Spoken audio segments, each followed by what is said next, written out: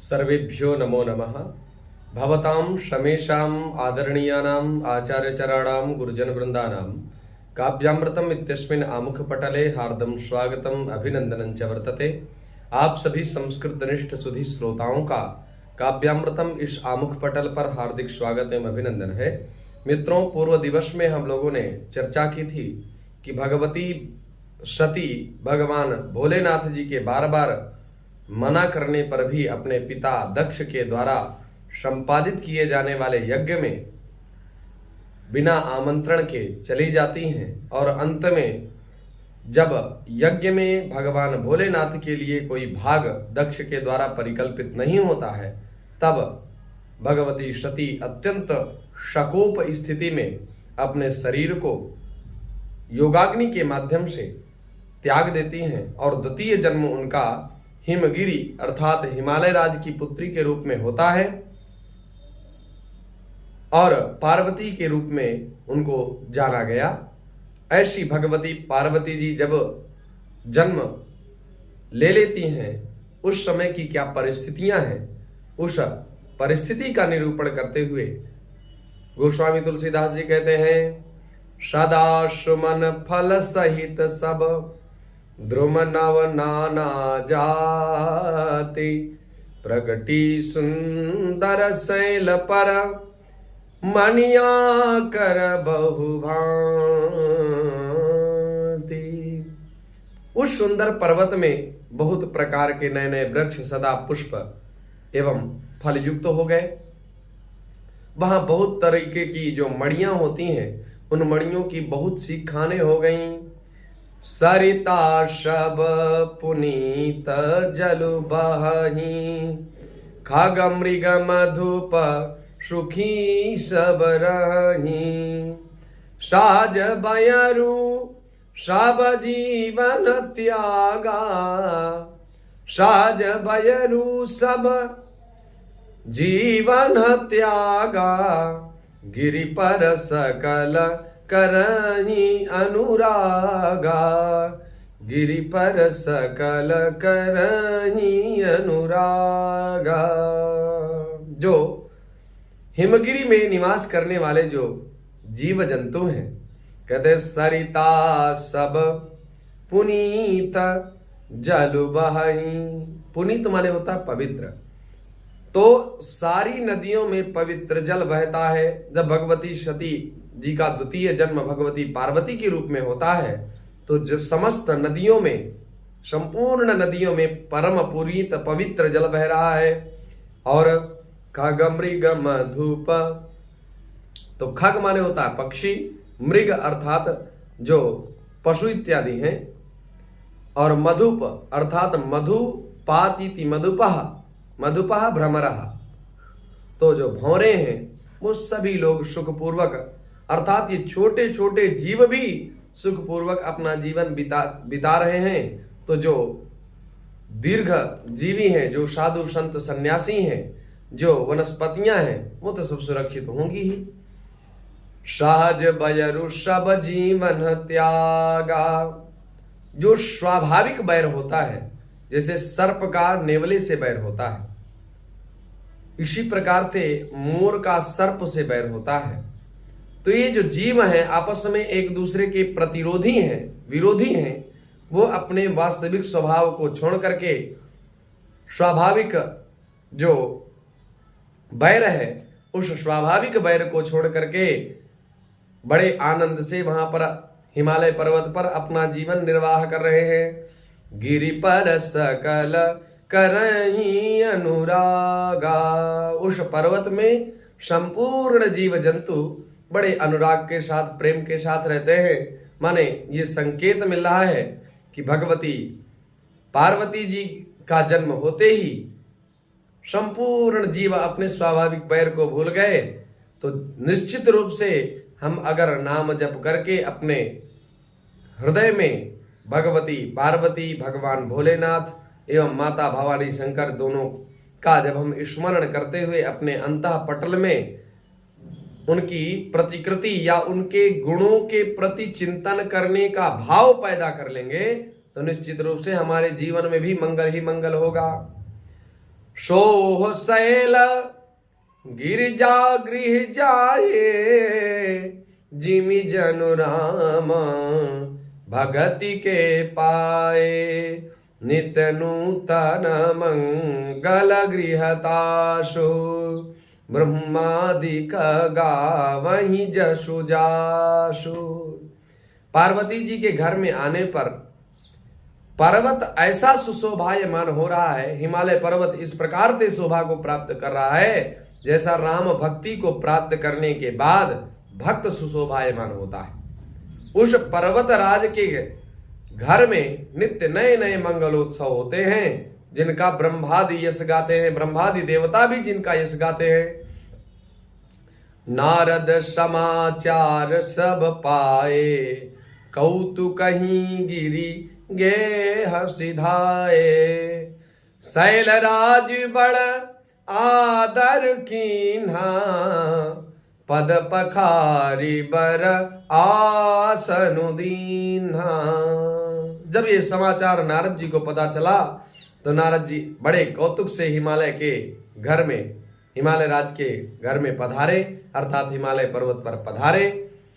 और शैलराज बड़ आदर कीन्हा, देवर्षि नारद जी को आया देख शैलराज हिमालय ने बड़े आदर सहित उनको बिठाया।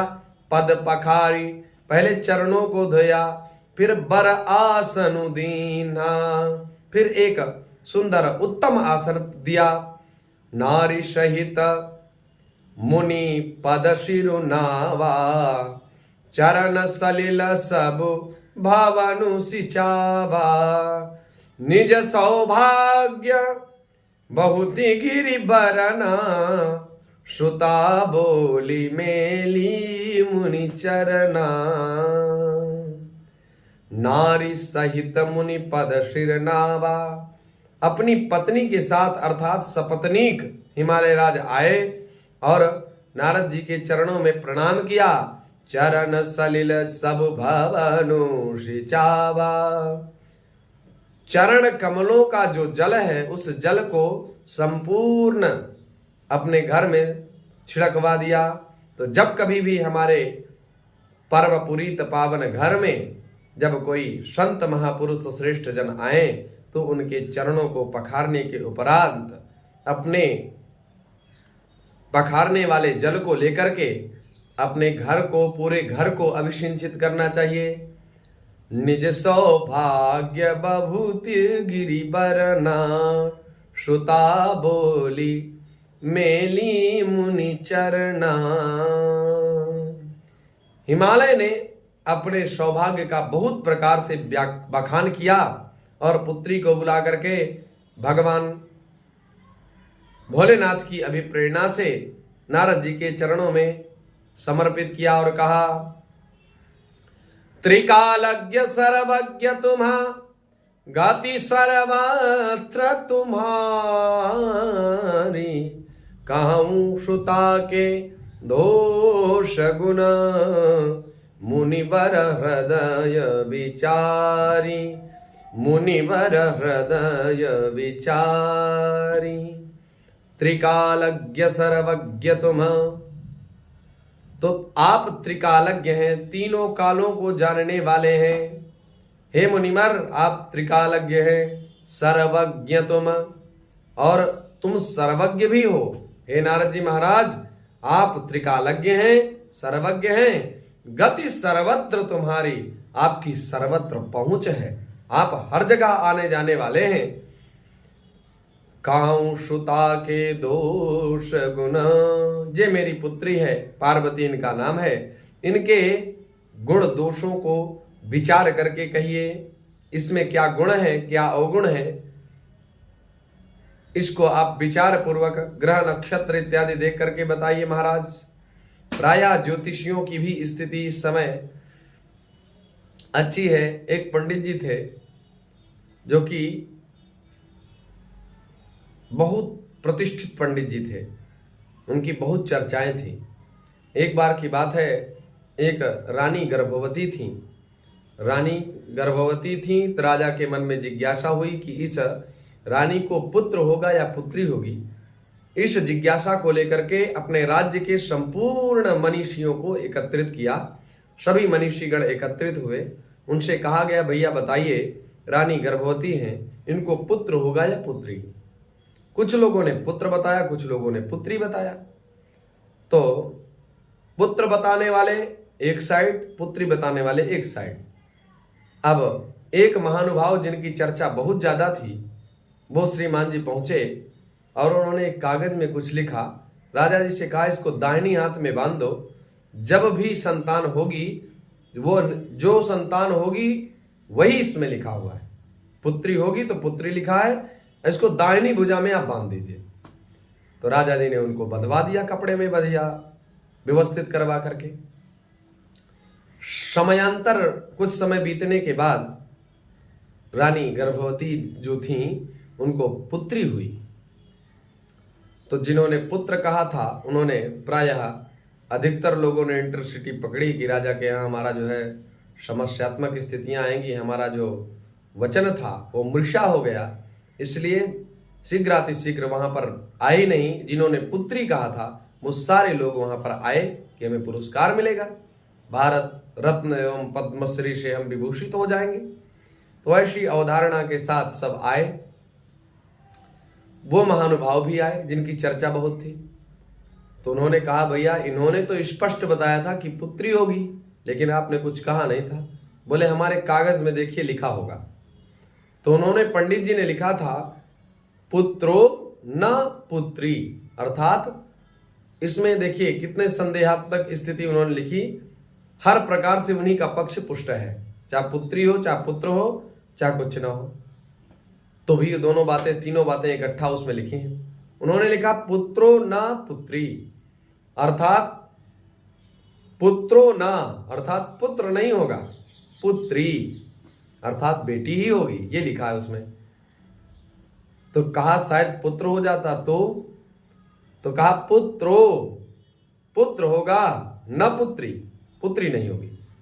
अरे तो कहा भैया जैसे मान लीजिए अभी तो पुत्री हुई, बाई चांस मान लीजिए गर्भस्राव हो जाता, गर्भपात हो गया होता, तो क्या तब आप क्या कहते?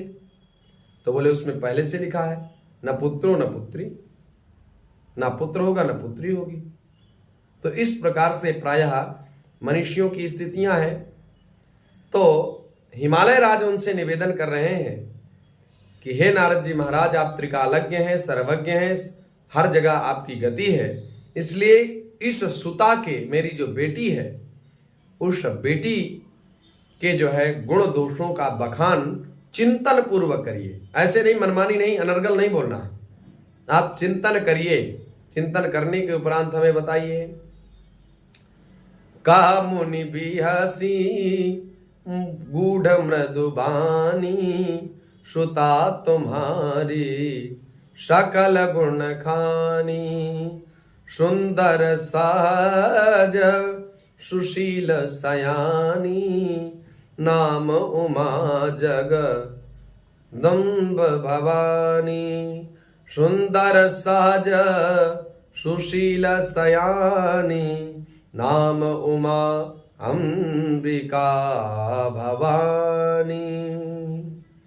करें कहा मुनि बिहसी, नारद जी थोड़ा हंसे और कही मृदुबानी, मीठी भाषा में उन्होंने कहा, श्रुता तुम्हारा सकल गुण खानी, अर्थात जो आपकी जो श्रुता है, पुत्री है, ये संपूर्ण गुणों की खान है, इसमें गुण ही गुण है। कहां तक मैं इनके गुणों का वर्णन करूं?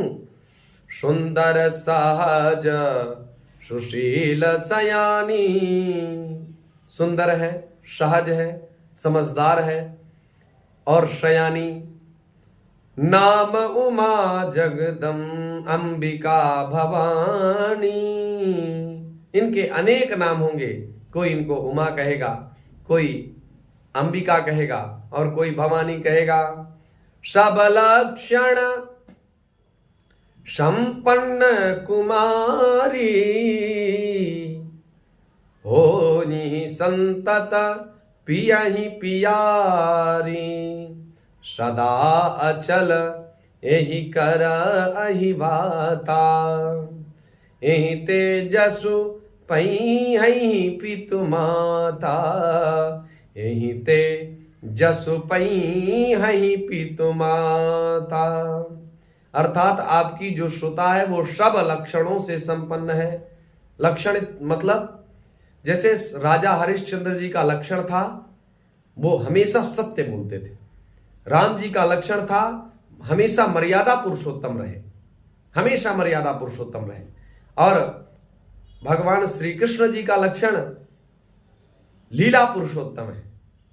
तो इसी प्रकार से जो लक्षण आप कहेंगे, जो गुणों की चर्चा आप करेंगे, वो गुण इनमें है ही, क्योंकि गुणों की खान है। ऐसी भगवती अंबिका है, भवानी है, उमा है। होई संतत पियहि पियारी। पियहि अर्थात महादेव जी के लिए पियारी, सदा प्राण वल्लभा के रूप में होंगी ये। होई संतत, सतत निरंतर, हमेशा। होई माने होंगी, पियहि पियारी, अपनी पिया के अर्थात अपने प्रियतम की सर्वोत्तम प्रियतमा होंगी, ऐसा नारद जी ने बताया। सदा अचल एहि कर अहिवाता। इनका जो सुहाग है वो सदा अचल रहेगा, कभी न मिटने वाला होगा, अमिट होगा, अमित प्रभावशाली होगा। एहि तेजसु पई हई पितु माता। और इससे आप पिता माता जो हिमगिरी हिमालय राज आप हैं सपत्नीक, आप दोनों लोग पिता माता यश को प्राप्त करेंगे। होई पूज्य सकल जग मानी। एहि सेवता कछु दुर्लभ नाही। एहि कर नामु सुमिरि संसारा। त्रिय चढ़ी हई पति व्रत अष्टधारा। यह सारे जगत में पूज्य होगी, अर्थात संपूर्ण जगत के प्राणियों के द्वारा पूज्य होगी। और इनकी सेवा करने से कुछ दुर्लभ नहीं, ऐसा कोई भी पदार्थ संसार में नहीं है जो इनकी सेवा से न प्राप्त हो। अर्थात इनकी सेवा से संपूर्ण दुर्लभ पदार्थ भी सुलभ हो जाएंगे।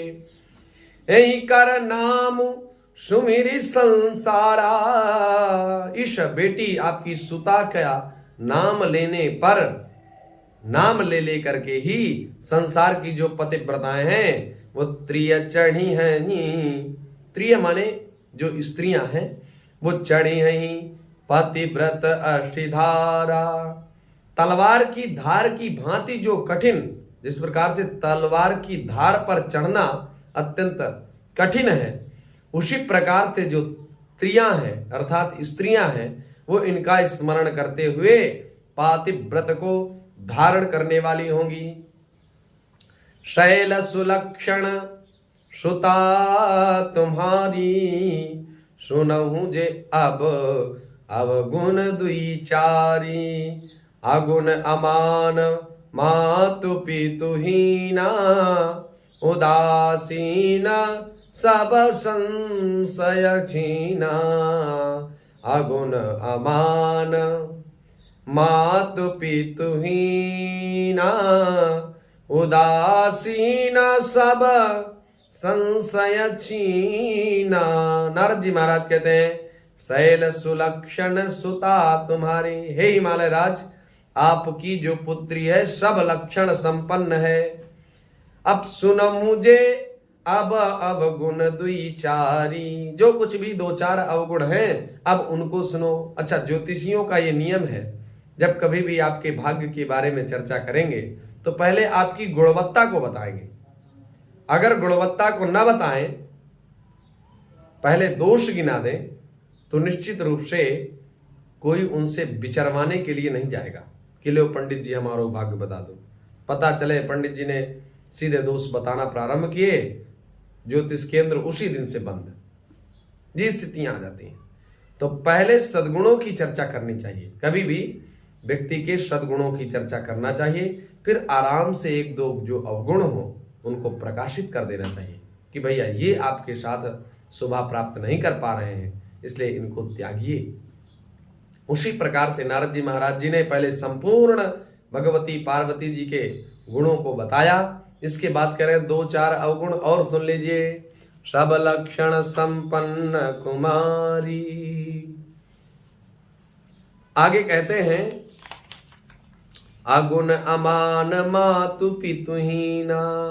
अगुण अर्थात गुणहीन और अमान अर्थात मानहीन। अमातु पितुहीना, माता पिता से रहित। उदासीन अर्थात उदासीन स्थिति में, नित्य कभी भी हास्यास्पद स्थिति में न रहने वाले, सदा सदैव गंभीर रहने वाले।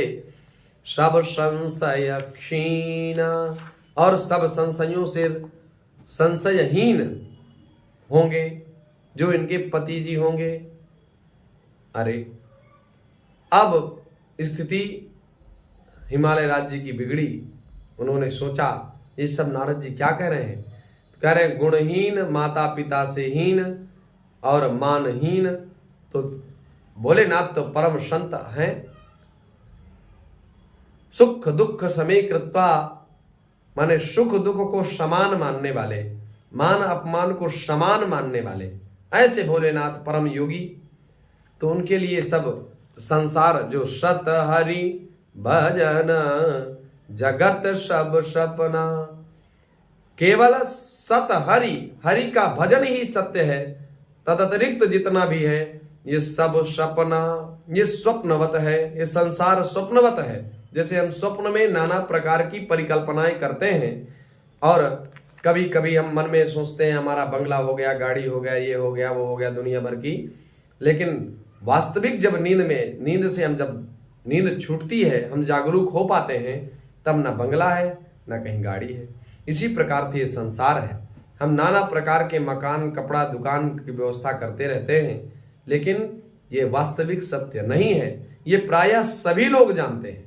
ये मैं कोई नई बात नहीं बता रहा हूं, ये प्रायः सभी लोग जानते हैं, लेकिन आचरण में किसी किसी के आ पाता है। होता आचरण में आता किसके है? जिसको भगवान अभिप्रेरित करते हैं कि तुमको जो है ये काम करना है। भगवान की कृपा के बिना पत्ता तक नहीं हिलता बंधुओं। तो ये वैराग्य बहुत बड़ी चीज है। लोगों में मरकट वैराग्य प्रायः होता है। पति पत्नी की हुई आपस में खटपट, तो बोले चलो भैया चलते हैं मठ पर। मठ चले गए। शाम तक याद आ गई हमारा जो मोहन है वो हमारे बिना कैसे रहेगा, और तुरंत पुनरागमन कर लेते हैं। इस प्रकार का मरकट वैराग्य होता है। वास्तविक वैराग्य नहीं होता। धन्यो गृहस्थाश्रम, गृहस्थाश्रम भी धन्य है जिसमें सभी गृहस्थी जन अपनी गृहस्थ परंपरा का निर्वहन करते हुए भगवान का भजन भी कर लेते हैं। ऐसे गृहस्थों के लिए बार बार धन्यवाद। इसी प्रकार से आगे अपने जप तप को, पूजा को बढ़ाते रहें। जोगी जटिल अकाम मन, नगन अमंगल बेश, आस स्वामी यही का मिली, परिहस्त सिरेख। आस स्वामी यही का मिली, परिहस्त रेख। परम विद्वान ज्योतिषी आदरणीय श्री देवर्षि नारद जी महाराज कहते हैं, आस स्वामी यही कर मिलही। इनका स्वामी इस प्रकार का मिलेगा। किस प्रकार का? जोगी जटिल अकाम मन, जो योगी होगा, जटिल अर्थात जटाधारी होगा, अकाम जो निष्काम हृदय होगा, कोई जिसके मन में कामना नहीं होगी, और मन निष्काम मन होगा, और नगन अमंगल वेश जो दिगंबर वेश में रहने वाला होंगे, वस्त्रों को धारण करने वाले नहीं होंगे, नागा बाबा की भांति होंगे। और अमंगल वेश, बहुत ही अमंगल वेश होगा। सर्पों को धारण करने वाला, गंगा धारण करने वाला, चंद्रमा को धारण करने वाला, विष को धारण करने वाला, सर्पों की माला पहनने वाला, त्रिशूल और डमरू को रखने वाला। अरे अस स्वामी यही कह मिलही, इस प्रकार का इनका स्वामी होगा। परिहंस्त असिरेख, इस प्रकार से इनके हाथों की रेखा बता रही हैं। मैं अपने मन से कुछ नहीं बता रहा हूं, जिस प्रकार से आपने कहा अभी कि चिंतन करके बोलना है, तो मैं चिंतन करके रेखाओं को अच्छी प्रकार से देख करके बता रहा हूं कि इनकी रेखाएं यही कह रही हैं जो अभी पूर्व में मैंने बताया। सुनि मुनि गीरा सत्य जिय जानी, दुख दंपति उमा हर्षानी। नारद हूँ यह भेदु न जाना, दशा एक समुझब बिलगाना। सुनि मुनि गिरा सत्य जिय जानी, दोनों दंपतियों ने मुनि देवर्ष नारद जी की बात को सत्य मान लिया, हृदय से सत्य मान लिया। और दुख दंपति, दोनों दंपति दुखी रहने लगे। क्योंकि जैसे किसी व्यक्ति के द्वारा पूछा जाए कि भैया कुछ हमारी बेटी के बारे में बताइए, और उसकी बेटी के लिए इस प्रकार से ज्योतिषी के द्वारा बता दिया जाए, तो क्या उसके माता पिता प्रसन्न होंगे? जिस बेटी का हाथ देख करके ज्योतिषी के द्वारा बताया गया कि इस प्रकार का वेश होगा, इस प्रकार से इनका पति मिलेगा, तो बड़े दुखी हुए होंगे। हर व्यक्ति चाहता है कि हमारा जो संबंध हो, हमारी पुत्री का विवाह जो हो, वो अत्यंत माने रजवाड़े में हो, अत्यंत उच्च कुलीन हो। लेकिन प्रायः आजकल क्रय विक्रय हो रहा है। भागवतकार व्यास जी महाराज निर्देश करते हैं, तरुणी प्रभुता गेहे श्याल को बुद्धिदायकः, कन्या विक्रयणो लोभाद दंपतीनां च कलकनम। प्रायः घर में स्त्री प्रधानता है और श्याल को बुद्धिदायकः, और जब कभी भी परामर्श की आवश्यकता पड़ती है तो साले साहब को फोन किया जाता है। वो जो भी परामर्श देंगे वही निर्णय लिया जाएगा। मैं साले साहब का विरोधी नहीं हूं, हो सकता है आपके साले साहब बहुत सुयोग्य हों, तो सलाह लेने में क्या समस्या है, सलाह ली जा सकती है। लेकिन ध्यान रहे, जिनने अभी तक साले से सलाह ली, उनका परिणाम प्रत्यक्ष है, वो चाहे महाभारत में ही क्यों ना हो। आप देखिए, साले ने, शकुनी ने सलाह दी, राज्य का बंटाढार हो गया। अनेकानेक उदाहरण हैं, आप चिंतन करेंगे निश्चित रूप से अनेकों उदाहरण मिल जाएंगे। इसलिए किसी के भी विचारों को सुन करके, विचार करके फिर निर्णय लेना चाहिए। इतना नहीं महाराज, आगे कह रहे हैं, कन्या विक्रयणो लोभात। आजकल तो दूल्हे खरीदे जाते हैं, दूल्हे पुतले के रूप में हैं, और उन दुल्हनों के लिए पुतले स्वरूपी दूल्हों को खरीद लिया जाता है। गुड्डे की कीमत बताई जाती है 25 लाख, तो उनके जो कन्या पिता जो हैं वो गुड्डे की कीमत दे देते हैं और गुड्डा खरीद लाते हैं। फिर माता पिता कहते हैं तो जोरू का गुलाम हो गया। क्यों? जब वो गुड्डा खरीद लिया गया तो आपकी क्यों सुनेगा? आपने तो मूल्य बता दिया। जैसे आप बाजार में जाएं, अभी गणेश चतुर्थी का जो भगवान गणेश जी की पूजा का क्रम चल रहा है, उस क्रम में आप कभी भी जैसे गणेश जी की मूर्ति लेने गए, मूर्तिकार को आपने कहा कि भैया मूर्ति दे दीजिए, उसने कहा 500 रुपए की मूर्ति ले लीजिए।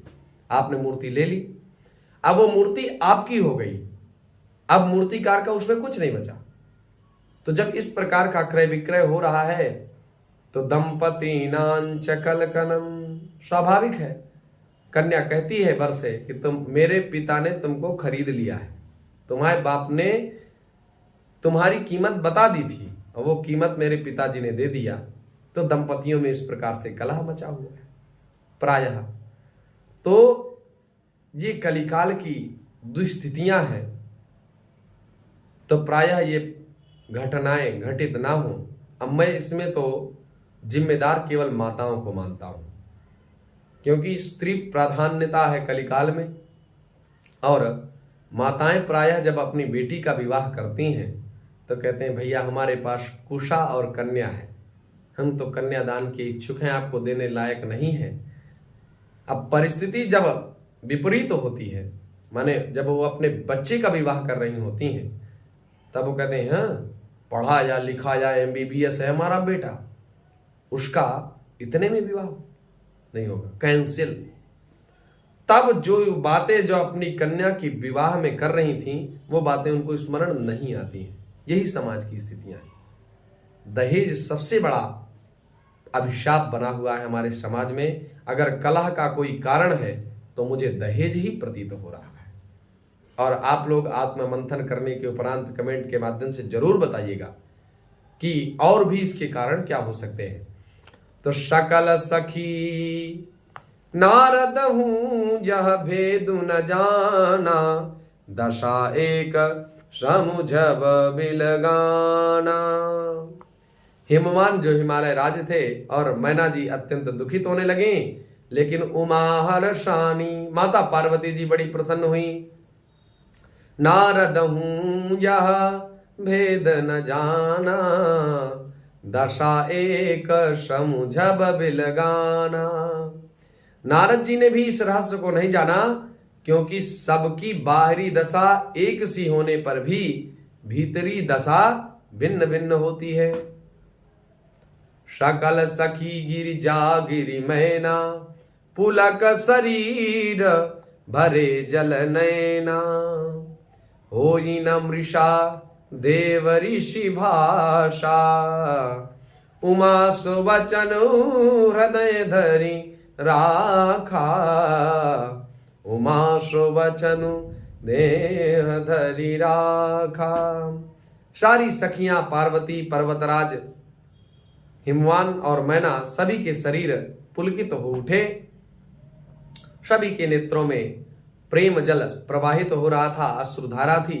देवर्षि नारद जी का वचन कभी असत्य नहीं हो सकता है। उमा सुवचनु हृदय धरि राखा। माता पार्वती जी ने उन वचनों को अपने हृदय में धारण कर लिया। उपजऊ शिव पद कमल सनेहु, मिलन कठिन मिलन कठिन मन भा संदेहु। भगवती पार्वती जी के मन में भगवान भूत भावन भोलेनाथ जी के प्रति अनुरागोत्पन्न हो गया, और अनुराग होने पर मिलन कठिन मन भा संदेहु, परंतु मन में यह संदेह हुआ कि उनका मिलना बहुत कठिन है। जानी कुआं सरु प्रीति दुराई, सखी उछंग बैठी मुनि जाई। अवसर ठीक न जानकर अपने प्रेम को छिपा लिया भगवती पार्वती जी ने। फिर वे अपने सखी की गोद में जाकर के बैठ गईं। झूठी न होई देव ऋषि बानी, सोचहि दंपति सखी सयानी। और धरि धीरा कहीं गिरिराऊ, काउनाथ का करिय उपाऊ। देवर्षि जी की वाणी कभी झूठी नहीं हो सकती। यह विचार कर हिमवान और मैना सारी चतुर सखियों के साथ चिंतन करने लगी। और धरि धीर कहीं गिरिराऊ, फिर मन में कुछ धैर्य धारण करके गिरिराज कहते हैं, काउनाथ का करिय उपाऊ। हे नाथ, कहिए अब क्या उपाय किया जाए। कहा मुनीस हिमवंत सुनु, जो विधि लिखा लीलार। देव दनुज नर नाग मुनि, को न मेटन हार। मुनीश्वर ने कहा, देवर्षि नारद जी ने कहा, हे हिमवान सुनो, विधाता ने जो ललाट पट्ट में लिख दिया उसको कोई भी नहीं मिटा सकता। वो चाहे देवता हो, चाहे दानव हो, चाहे मनुष्य हो, चाहे नर हो, चाहे नाग हो, चाहे मुनिगण हो, कोई भी नहीं मिटा सकता।